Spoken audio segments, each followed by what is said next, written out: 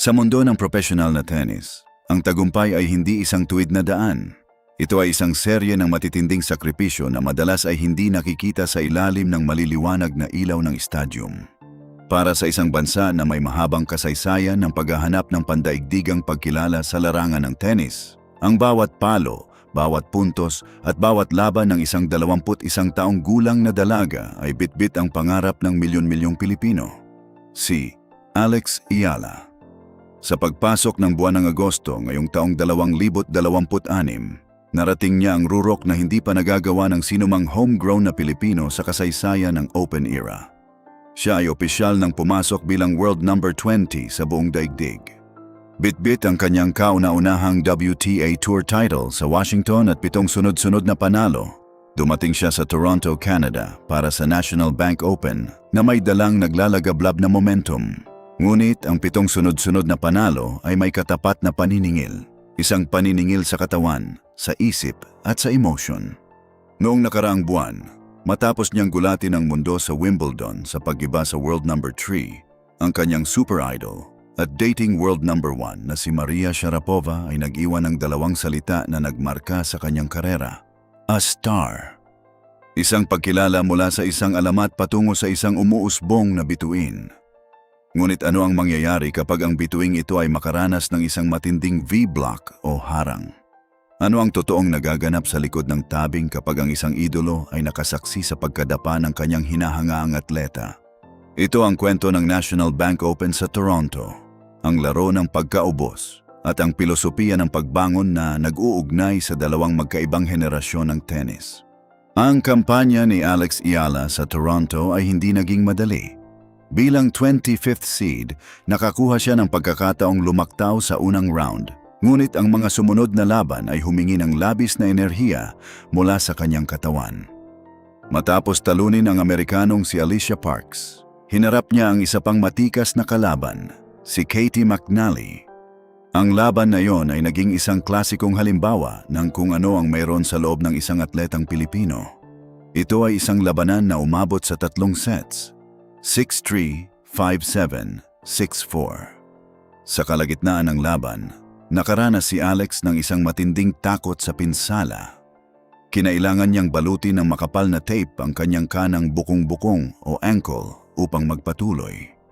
Sa puntong iyon, makikita sa mga mata ni Eala ang halo-halong emosyon, pagod, sakit, at ang bigat ng inaasahan ng kanyang mga kababayan. Matapos ang huling puntos na nagbigay sa kanya ng panalo upang pumasok sa round of 16, hindi na napigilan ng dalaga ang mapaiyak sa court. Isang iyak ng ginhawa, ngunit iyak din ng isang katawang unti-unti nang nauubos. Ang emosyonal na panalong iyon laban kay McNally ang nagdala sa kanya sa isang pader. Noong Lunes, ika-10 ng Agosto, sa ilalim ng sikat ng araw sa SoBe Stadium, nag-abang ang isang veterano, si Belinda Bencic ng Switzerland. Isang Olympic gold medalist, dating world number 4, at ang kampeon ng torneong ito noong taong 2015. Si Bencic ay sariwa, bihasa at walang planong magbigay ng kahit kaunting pagkakataon sa pagod na pambato ng Pilipinas. Nagsimula ang laban na may pag-asa para sa Pilipinas. Sa unang set, pinatunayan ni Alex Eala kung bakit siya kabilang sa mga piling manlalaro sa buong mundo. Nagawa niyang kumuha ng 4 na sunod-sunod na puntos sa simula upang hawakan ang kanyang serve ng walang sagot. Ngunit si Bencic ay isang pader na mahirap gisingin. Ginamit ng Swiss veteran ang kanyang matatalas na serve angles at ang kanyang lakas sa baseline upang biguin ang mga atake ng Pinay. Kahit na nagawa pang makabawi ni Alex at itabla ang set sa 4-4, muling nakuha ni Bencic ang momentum upang isara ang unang set sa 6-4. Dito na nagsimulang bumigay ang pisikal na aspeto ng laro para kay Eala. Ang ikalawang set ay naging isang malupit na paalala kung gaano kawalang awa ang antas ng WTA 1000. Ang bawat sprint na ginawa ni Alex sa mga nakaraang linggo sa Washington at Toronto ay tuluyan ng sumingil sa kanyang mga binti. Nawala ang bilis ng kanyang reaksyon. Ang kanyang mga error ay dumami, habang si Bencic naman ay lalong naging tumpak sa bawat palo. Ang ikalawang set ay natapos sa score na 6-0, isang malinis na dominasyon. Ang 7 sunod-sunod na panalo ni Alex Eala ay opisyal nang natapos sa kamay ng isang mahusay na veterano. Matapos ang laban, naglakad si Alex patungo sa net, nakipagkamay kay Bensic at kumaway sa mga Pilipinong tagahanga sa Toronto na walang sawang sumuporta sa kanya. Sa kanyang mukha, walang galit, kundi isang pagtanggap sa katotohanan. Sa kanyang sariling mga salita, "Tough one today. Belinda put me in some really tough situations. I think she played very well. I wasn't able to kind of get myself out of a certain mood." Sa modernong panahon ng social media, madaling husgahan ng mga kritiko ang isang atleta base lamang sa huling score na nakasulat sa board. Ang 6-0 sa ikalawang set ay ginamit ng ilan upang questionin kung handa na nga ba si Ayala para sa mga pinakamalaking entablado ng tennis. Ngunit para sa mga nakakaunawa sa laro, ang pagkatalong ito ay hindi isang kahinaan. Ito ay isang natural na bahagi ng paglago. At walang mas nakakaunawa rito kundi ang kanyang super idol, ang 5-time Grand Slam champion na si Maria Sharapova. Ang koneksyon sa pagitan ni Ayala at Sharapova ay hindi isang kwentong gawa-gawa. Noong si Alex ay 5 taong gulang pa lamang, pinapanood na niya ang bagsik at mentalidad ng Russian star.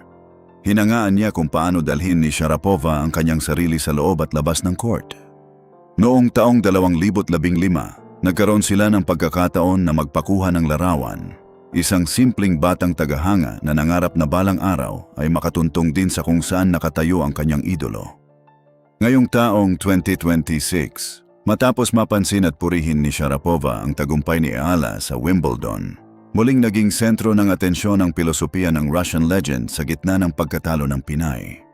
Sa mga seryosong pagsusuri sa tennis community at sa mga nakaraang pahayag ni Sharapova patungkol sa mga batang manlalaro na nakakaranas ng matinding pagod o burnout, palaging binibigyang diin ang alamat na ang pagkatalo pagkatapos ng isang mahabang linggo ng tagumpay ay ang tinatawag na the tax of greatness. Si Sharapova mismo, sa edad na 21, ay nakaranas ng mga katulad na pagkatalo kung saan ang katawan ay tuluyan ng bumibigay dahil sa sunod-sunod na torneo. Ang pilosopiya na iniwan ng isang idolo sa aspeto ng tennis ay malinaw. Ang isang tunay na kampeyon ay hindi tinutukoy ng kanyang mga panalo kapag ang lahat ay perpekto. Sila ay tinutukoy kung paano nila pinamamahalaan ang kanilang emosyon at katawan kapag sila ay lubusan ng ubos. Ang pagkatalo kay Bensic ay hindi nagpababa sa tingin ng mundo kay Ayala. Sa halip, ito ay nagpatunay na si Alex ay kasalukuyan ng nagbabayad ng parehong buwis na binayaran ng mga pinakadakilang manlalaro sa kasaysayan upang marating ang rurok ng tagumpay. Ang tunay na sukatan ng isang atleta ay kung ano ang kanyang ginagawa sa susunod na araw matapos ang isang masakit na pagkatalo. Para kay Alex Ayala, ang Toronto ay tapos na at ang kanyang pananaw ay nananatiling nakatutok sa hinaharap. Sa kanyang mga pahayag, ipinakita ng dalaga ang isang antas ng maturity o katandaan sa pag-iisip na bihirang makita sa isang 21 taong gulang. Sa halip na magmukmok, pinili niyang tingnan ang nakalipas na 2 linggo bilang isang malaking positibo. Nagawa niyang talunin ang mga malalaking pangalan tulad nina Naomi Osaka at Jessica Pegula sa Washington, D.C. at nalampasan niya ang maraming pisikal na hadlang. Ngayon, bago ang huling malaking hamon ng taon, ang US Open, si Alex Ayala ay naglaan ng ilang araw upang magpahinga. Sa kanyang sariling kwento, nais muna niyang gawin ang mga simpleng bagay na nagpapanatili sa kanya bilang isang normal na tao. Ang magpagupit ng buhok, ayusin ang kanyang mga kuko, makipagtagpo sa mga kaibigan, at ilayo pansamantala ang kanyang isip sa ingay ng tennis. Isang araw o 2 araw na pahinga. Isang maikling sandali upang huminga bago lumipad patungong Cincinnati, kung saan naghihintay ang susunod na WTA 1000 tournament, kung saan nakakuha siya ng numero 17 seed. Ang kwento ni na Alex Ayala at Maria Sharapova ay hindi lamang kwento ng isang tagahanga at ng kanyang idolo. Ito ay isang patunay na ang pangarap ng isang batang Pilipino ay may kakayahang lumampas sa mga hangganan ng kanyang sariling bansa upang mapansin ang mga pinakadakilang tao sa mundo. Ang pagkatalo sa round of 16 sa Toronto ay hindi isang hakbang paatras. Ito ay ang kinakailangang edukasyon upang harapin ang mas malalaking bagyo sa hinaharap. Habang patuloy na umaakyat si Alex Ayala sa ranking, bitbit ang katayuan bilang world number 20. Ang buong sambayanang Pilipino ay nananatiling nakatayo sa kanyang likuran. Dahil ang isang tunay na bituin ay hindi nawawala ng liwanag kapag dumaan ang gabi.